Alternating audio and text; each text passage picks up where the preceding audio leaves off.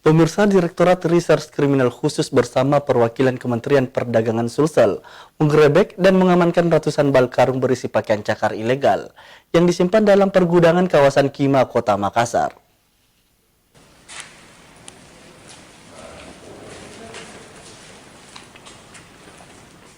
Sejumlah tim dari Direktorat Reserse Kriminal Khusus bersama perwakilan Kementerian Perdagangan Sulsel menggerebek sebuah gedung yang dijadikan tempat penyimpanan ratusan bal karung berisi pakaian bekas ilegal di kawasan Kima, Kecamatan Tabalan Rea, Kota Makassar, Rabu sore.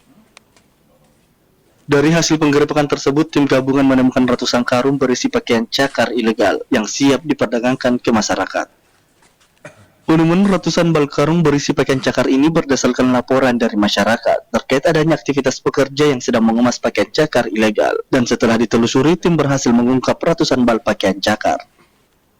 Sementara itu, pemilik gudang berinisial W yang mengetahui tempat digeledah tim gabungan langsung kabur dan masih dalam pengejaran aparat kepolisian. Untuk kepentingan penyelidikan lebih lanjut, petugas langsung memasang garis polisi di dalam gudang, dan rencananya ratusan karung berisi pakaian cakar akan diangkut dan diamankan di Polda Sulsel. Ini hasil dari penyampaian teman-teman pedagang memang tidak memenuhi kelayakan dan kepatutan untuk diperdagangkan. Ya. Tapi ingat, kita tidak mungkin melakukan penindakan itu pada masyarakat yang sudah di pinggir-pinggir jalan dulu. Ya. Kan teman-teman lihat tuh, ada yang pinggir jalan yang memang sudah mereka cuci bagus ya kan, kemudian sudah di. Nah, kalau kita sentuh di situ, dampak sosial ributnya akan lebih tidak bermanfaat ya. Sehingga kita cari sumbernya, maka kita dapat saat sekarang ini sekitar 200-an bal tuh. Satu lokasi tuh. Iya, ini sementara nyari lagi nih. Mudah-mudahan besok dapat lagi, kita musnahkan lagi.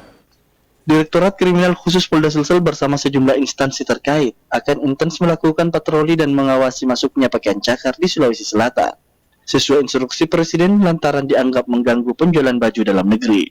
Rusmawan Dirara, Slebes TV.